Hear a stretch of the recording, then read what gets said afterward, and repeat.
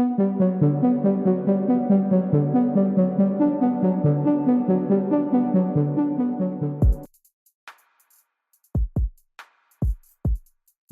Netanyahu, selaku Perdana Menteri, PM, Israel, menegaskan bahwa serangan jet tempur Israel terhadap pelabuhan Hodeidah, di Yaman sengaja pihaknya lakukan sebagai bentuk balas dendam atas serangan militan Houthi awal pekan kemarin ke Tel Aviv.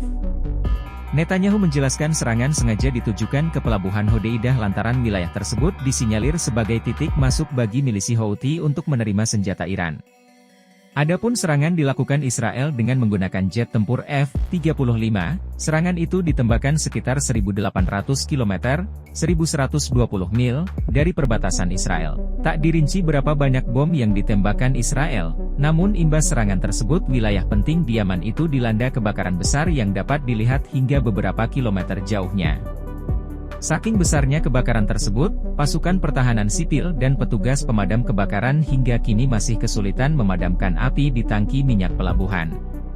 Sedikitnya 3 orang dilaporkan tewas dan 87 korban lainnya mengalami luka-luka.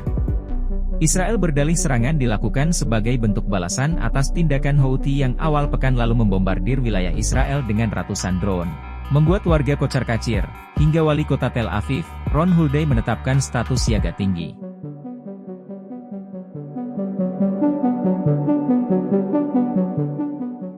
Download Tribun X sekarang, menghadirkan lokal menjadi Indonesia.